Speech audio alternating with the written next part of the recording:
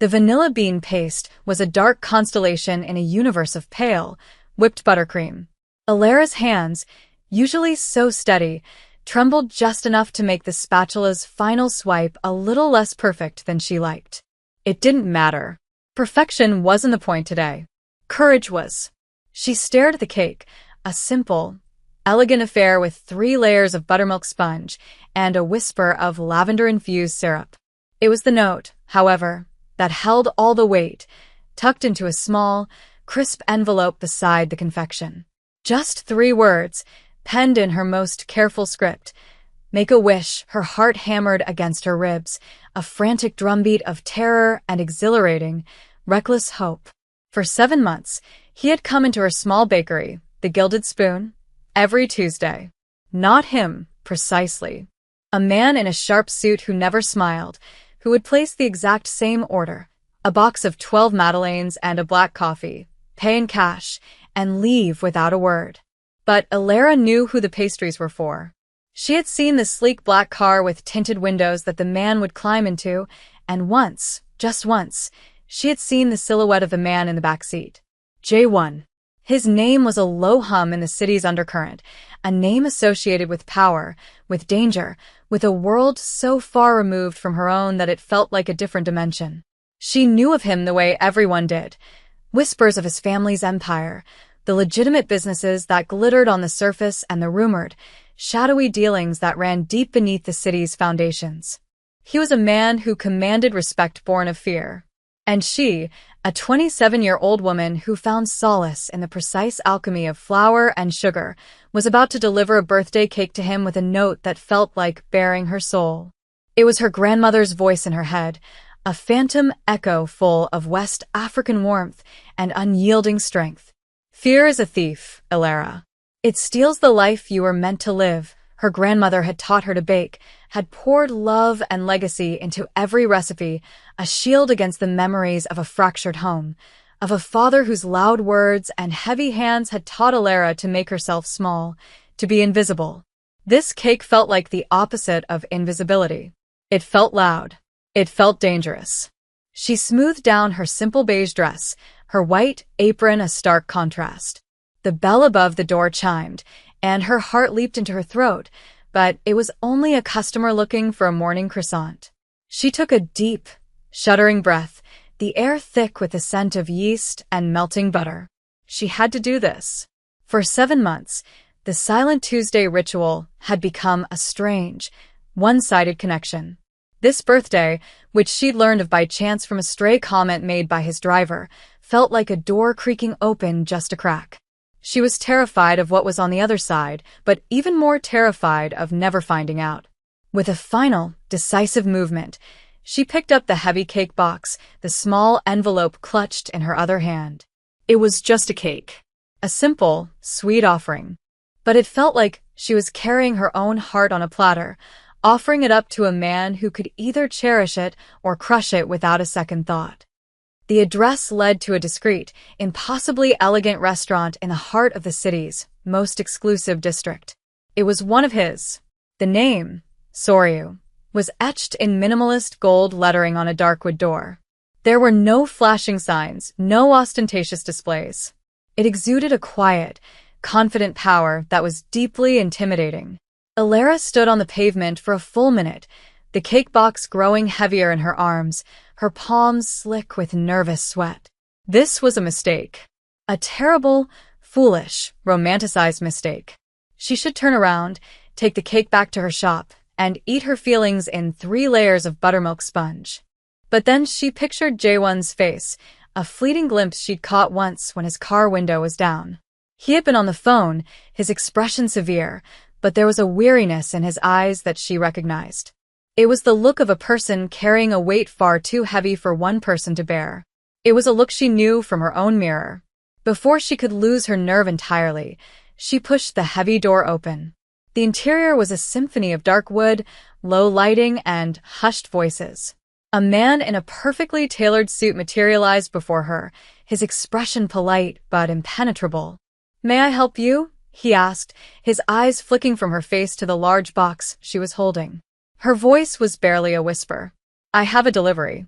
For Mr. Kong Jae-won, the man's eyebrows rose a fraction of an inch, the only sign of his surprise. He is in a meeting. Do you have a name? Elara, she said, her voice a little stronger this time. He won't know my name. The man's polite mask didn't slip, but a new current of assessment entered his gaze. He seemed to be cataloging her. The simple dress, the flower smudges on her apron she had forgotten to take off, the nervous energy radiating from her. He gave a slight nod. Please, wait here. He disappeared through a doorway, leaving Elara standing in the opulent entryway, feeling as out of place as a wildflower in a meticulously curated orchid house. Moments later, the man returned, followed by another figure. It was him, Kong Jae-won. He was taller than she had imagined, his presence filling the space effortlessly. He wore a dark, impeccably cut suit, but he had shed the jacket, and the sleeves of his crisp white shirt were rolled up to his forearms, revealing a glimpse of intricate tattoos. His handsome face was sharp, intelligent, and his dark eyes missed nothing. They landed on her, and for a moment, the world seemed to shrink to the space between them. There was no recognition in his gaze, only a calm, unwavering curiosity. He stopped a few feet from her, his posture relaxed but commanding. You have something for me? His voice was deep, smooth, with a quiet authority that sent a shiver down her spine. She simply nodded, unable to find her words, and held out the cake box and the small envelope. He took them from her, his fingers brushing against hers for a fleeting second, a spark of warmth that felt like a jolt of electricity. His gaze dropped to the note, then back to her face. A slow, almost imperceptible smile touched the corners of his lips. Thank you, he said, the words simple, yet they held a resonance that made her feel seen, truly seen, for the first time in a very long time. The scent of lavender and buttermilk was a ghost in Elara's memory, a sweet phantom that followed her back through the years. She was 10, standing on a small stool in her grandmother's kitchen, a room that always smelled of cinnamon, melting butter, and home. Her grandmother, Nana Adama, was a mountain of a woman with a laugh that could shake the floorboards and hands that were surprisingly gentle as they guided Elara's own clumsy fingers. That was the year her world had shattered. The year her father's simmering anger had finally boiled over, the shouting becoming a physical storm that left her mother bruised and Elara hiding, small and silent, in the pantry. After he left, a void of silence and uncertainty filled their small apartment. It was Nana Adama who had marched in, her vibrant Gelly headwrap a banner of defiance, and filled the silence with the rhythmic thump of kneading dough. In this life, little bird, she had said, her voice a low, comforting rumble as she dusted flour over a wooden board. Some people will try to break you. They will use their words, their hands, their anger. They want to make you feel small. But you are not small. She had placed a lump of dough in front of Elara. You have a fire inside you. You have the strength of all the women who came before you. And you have this, she gestured around the kitchen. This is our magic. We take simple things, flour, sugar, eggs, and we create something that brings joy. Something that nourishes. When the world is loud and cruel, you come here. You make something beautiful. It is how we fight back. That day, they had baked a lemon and lavender cake. Nana Adama explained that the lemon was for cleansing, to cut through the bitterness, and the lavender was for peace, to soothe a troubled heart. As Elara had measured and mixed, the rhythmic, methodical process had become a meditation. The terror that had been lodged in her chest began to loosen its grip. The kitchen became her sanctuary, baking her prayer. Over the years, that lesson had become her guiding principle. She had poured all her passion, her grief, and her hope into her craft. The Gilded Spoon was more than a business. It was a testament to her survival, a fortress built of sugar and butter. It was her way of fighting back, of creating beauty in a world that had shown her its ugliness. Standing before Jae-won, a man who radiated a different kind of power, a dangerous power that was so unlike her father's brutish anger, she felt that old, familiar fear. But mingled with it was Nana Adama's voice, urging her to be brave. This cake was not just a cake. It was a message. It was her taking flour, sugar, and eggs and creating a moment of connection, an offering of peace. It was her magic, her way of telling a man who seemed to have everything that she saw the weariness in his eyes, and she was offering him a moment of simple, uncomplicated joy. She was offering him a wish. Jaewon watched the baker, Alara, retreat through the heavy wooden door of his restaurant, her movements quick and shy, like a startled fawn. He stood for a moment in the quiet opulence of the entryway, the pristine white cake box in one hand and the small, crisp envelope in the other. His head of security, Mr. Park, a man who had been with his family for decades and whose face was a permanent mask of stoic professionalism, stood silently nearby. "Sir?" Park's voice was low, questioning. Jaewon didn't answer immediately. He ran his thumb over the simple, elegant script on the envelope. No name. No company logo. Just his name. He slid his finger under the flap and pulled out a small, cream-colored card. On it were 3 words. Make a wish. He stared at the words, a slow smile finally breaking across his features, a genuine smile that reached his eyes and momentarily erased the weary tension that so often resided there. It was audacious. It was unexpected. And it was, in a strange way, incredibly insightful. People gave him things all the time, expensive watches, rare bottles of scotch, fawning compliments. They were offerings of fear, of respect, of people wanting something from him. No one had ever given him something so simple, so pure as a wish. He looked at Park. Find out everything about her, it wasn't a question. Park nodded, his expression unchanging, but Jaewon knew the order would be executed with swift, silent efficiency. By evening, he would know her name, her address, the name of her bakery, what kind of flour she preferred, and probably her favorite color. He walked back towards his private dining room, waving off his waiting associates. He needed a moment. He set the box down on the large mahogany table, the stark white a contrast to the dark, masculine room. He opened it carefully. The cake was beautiful, its buttercream frosting flawlessly smooth, its scent a delicate, calming blend of vanilla and something floral he couldn't quite place. It wasn't ostentatious. It was understated, elegant, and clearly made with incredible skill. It was a reflection of the woman who had delivered it.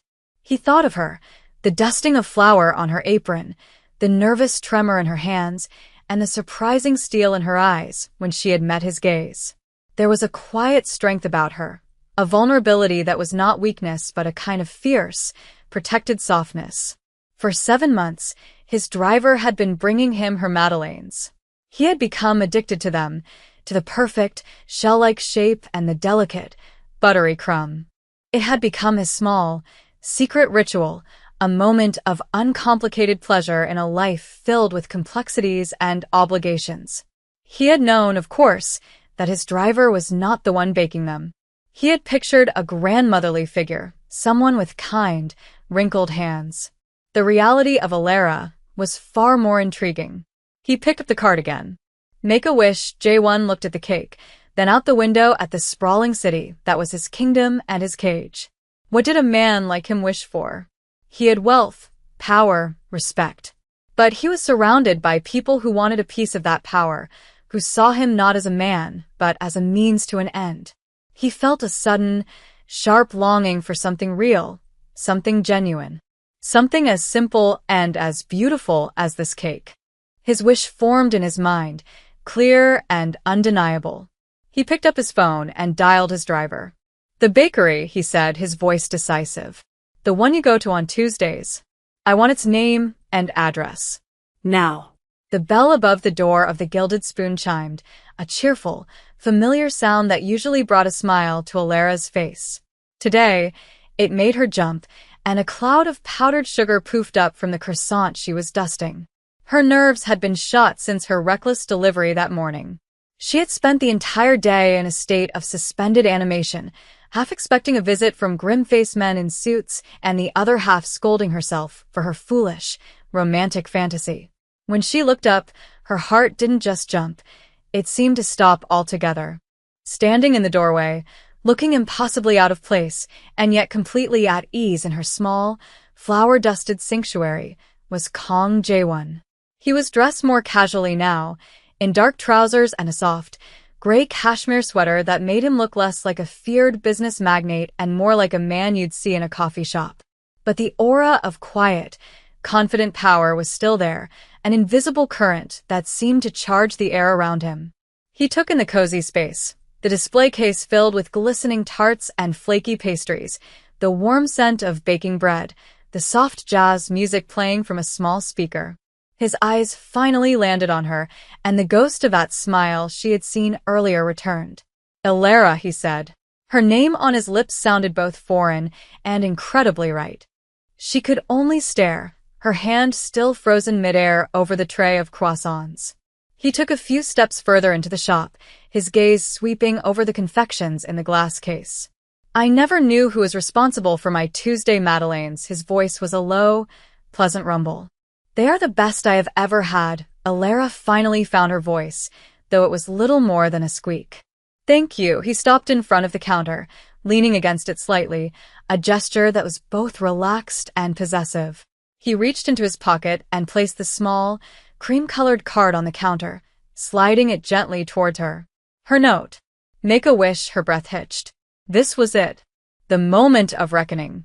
He was going to politely decline, or worse, warn her to never be so bold again. He leaned in a little closer, his dark eyes holding hers, and the rest of the world seemed to melt away. There was only the scent of sugar and his subtle, clean cologne, the soft music, and the intense, unnerving focus of his gaze. "I came to give you my answer," he said, his voice dropping to a near whisper, a confidential, intimate tone that made the fine hairs on her arms stand up. He tapped a single, long finger on the card. His eyes never left hers as he delivered his reply, a single word that shattered her carefully constructed walls of fear and blew open the door to a future she had never dared to imagine. "You."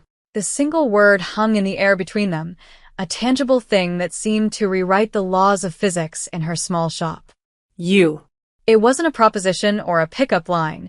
It was a declaration, quiet and absolute. Elara felt the blush start at her neck and creep up to the roots of her hair, a wildfire of disbelief and sheer, terrifying delight.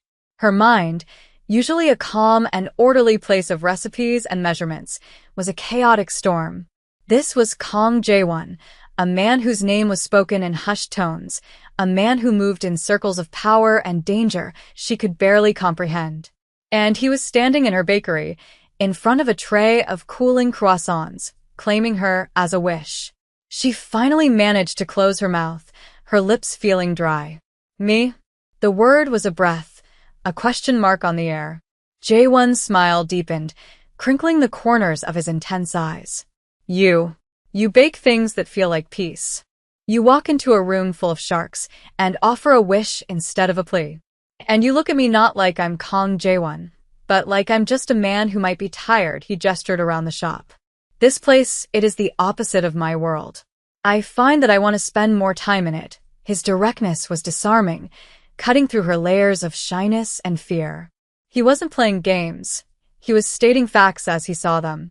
It was the most romantic thing she had ever heard. An idea, as bold and reckless as delivering the cake, began to form in her mind. "My world has rules," she said, her voice steadier now, finding its footing. "In my world, you don't just get what you wish for. You have to earn it." A flicker of surprise, then deep appreciation, crossed his face. He nodded slowly. "Then teach me the rules," and so it began. Not with fancy dinners or extravagant dates, but in the quiet, flower-dusted hours after the Gilded Spoon had closed for the day. He would arrive, shedding his expensive suit jacket and the weight of his day, and she would tie a spare apron around his waist. Their first lesson was macarons.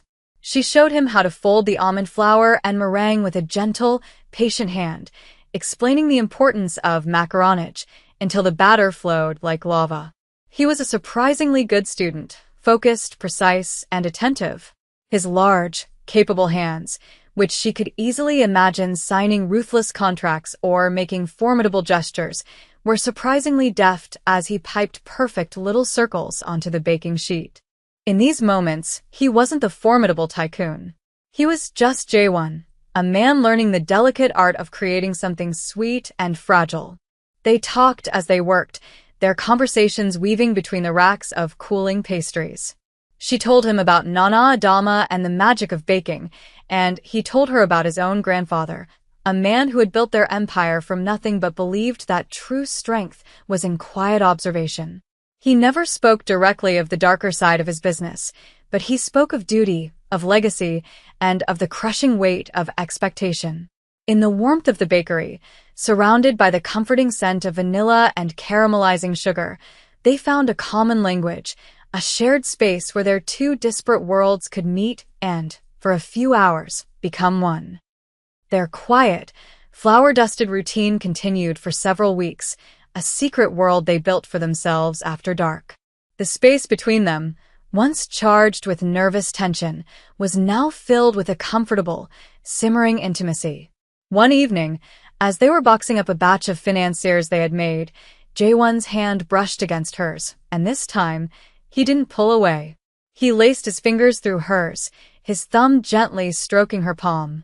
"Elara," he said, his voice low and serious. "I want to take you out. Away from here." A proper date, panic, cold and familiar, fluttered in her chest. Outside the sanctuary of her bakery, the differences between them would be stark and unavoidable. She was a baker. He was practically royalty. But looking into his patient, steady gaze, she knew she couldn't hide in her sanctuary forever. It was Nana Adama who made the decision for her.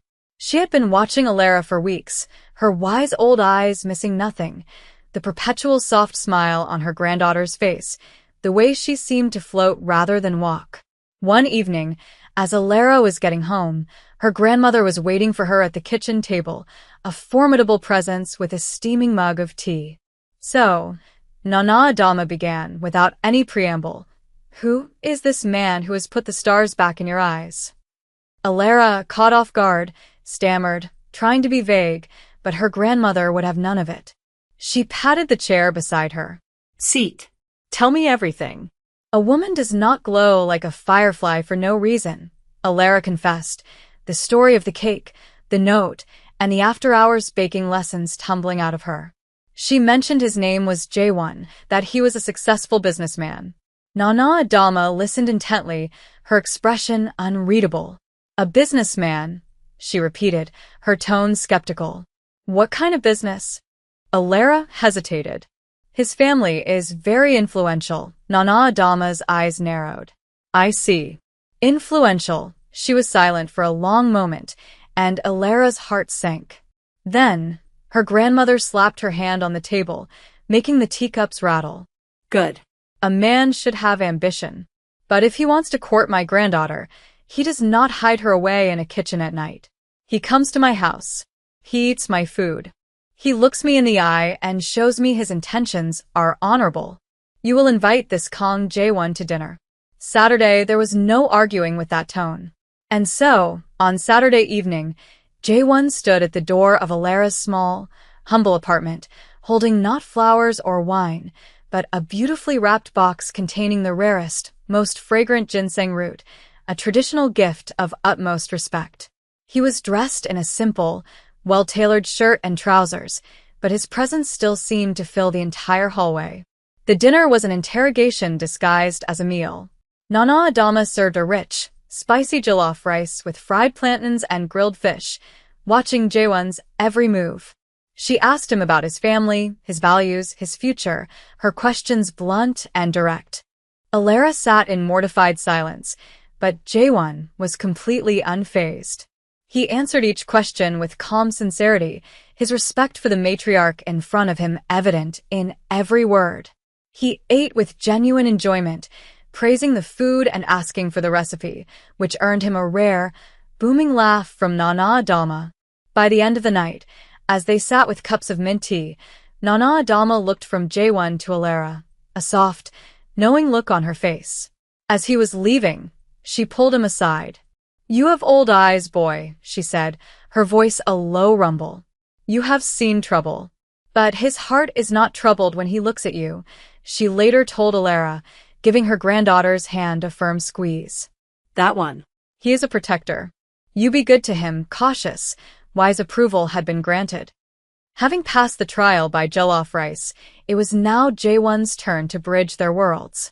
The invitation came a week later, delivered on thick, cream-colored cardstock with a Kong family crest embossed in gold. A formal Sunday dinner at his family's estate. Alara's stomach twisted into a knot of pure terror. Nana Adama's apartment was her home ground. The Kong estate felt like stepping onto another planet. As they drove through the imposing iron gates and up a long, winding driveway flanked by perfectly manicured gardens, she felt smaller and smaller. The house wasn't a house. It was a modern palace, a breathtaking structure of glass, steel, and dark wood that seemed to merge with the surrounding hillside, overlooking the glittering city below. Jaewon squeezed her hand, sensing her anxiety. "Just be yourself," he whispered. "That's the woman I want them to meet." His family was assembled in a large, minimalist living room with a wall of glass that framed the city, like a living work of art. The undisputed center of gravity in the room was a small, elegant woman with perfectly coiffed silver hair and eyes as sharp and intelligent as Jaewon's. This was his grandmother, Kang Min-hee, the true matriarch of the family.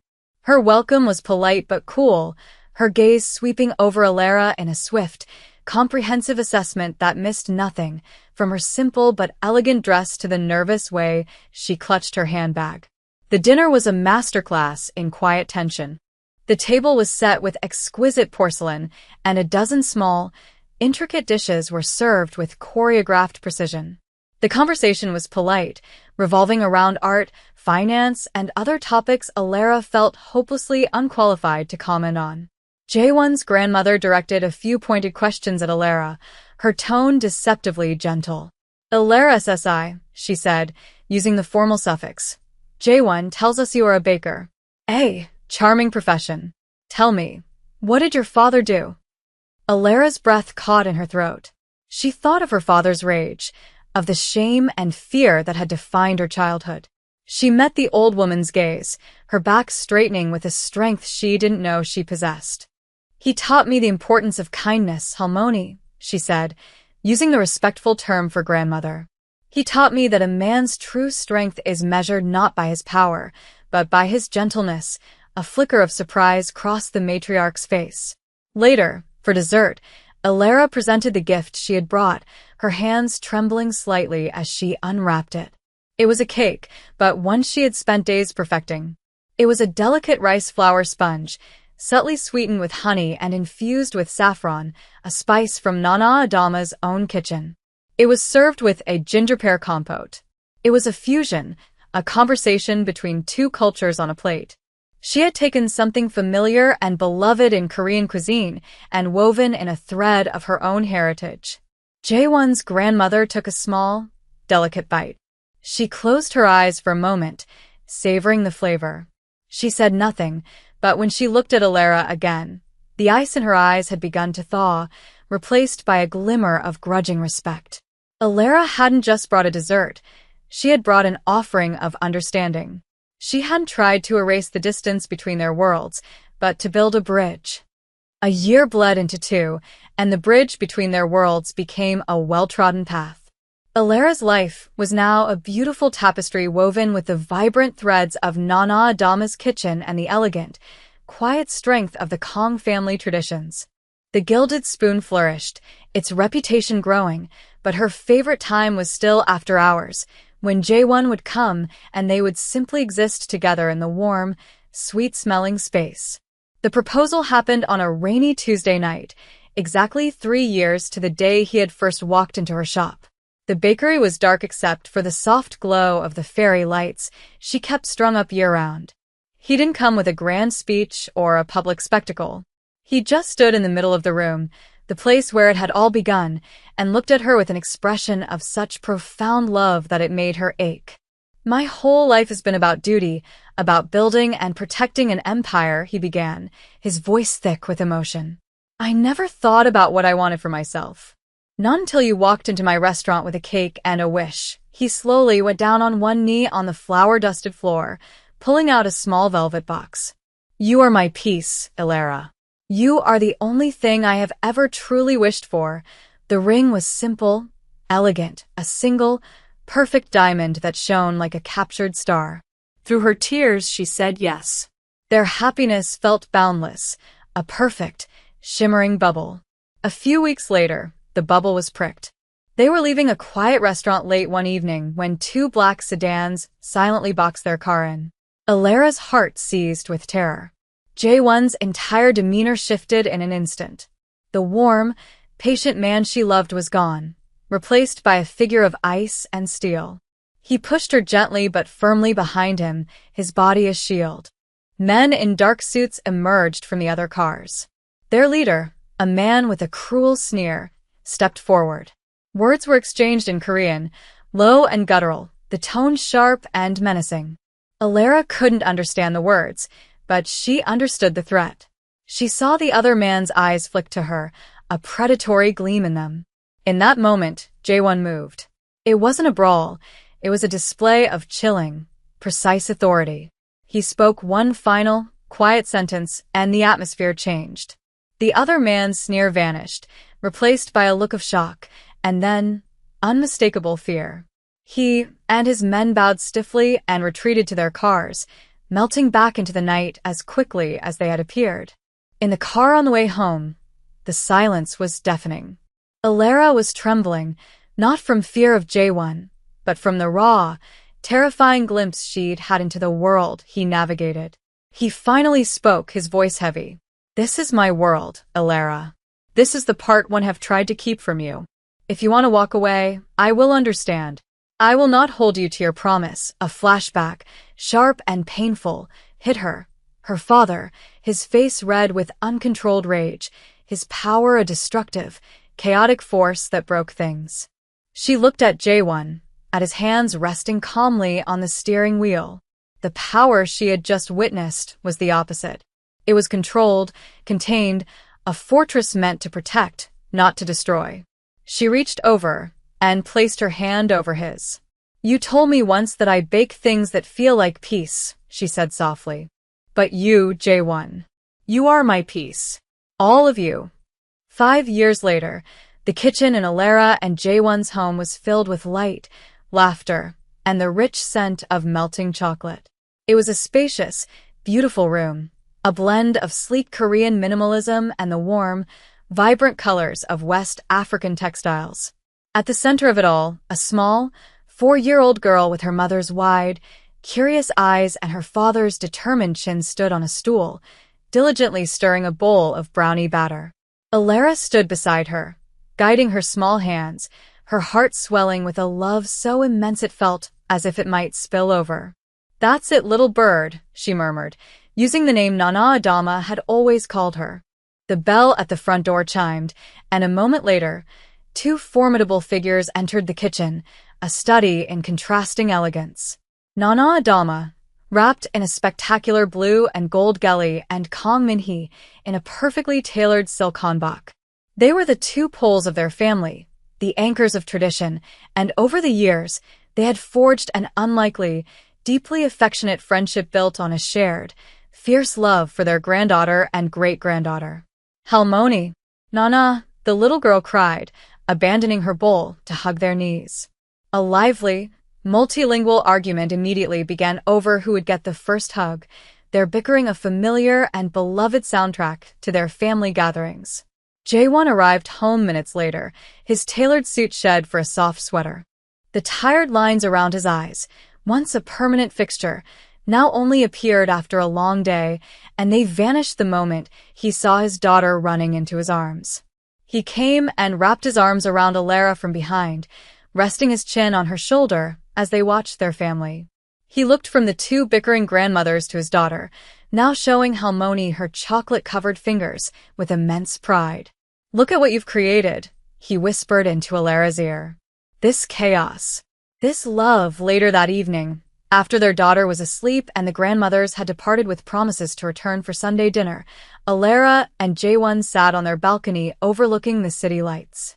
The Gilded Spoon was now a small chain, managed by a team she trusted, allowing her to be here, in this moment. She thought back to the shy, fearful woman she had been, a woman who had poured all of her courage into a single cake and a 3-word note. She had offered a man who had everything a simple wish. He had looked at her and replied, "You." In doing so, he had taken her own unvoiced wish for a life free from fear, a life filled with a love that felt like a sanctuary, and made it their shared reality. It was a legacy not of power or of money, but of courage, of 2 worlds building a bridge, and of the simple, extraordinary magic that can be found in flour, sugar, and a heart brave enough to take a risk.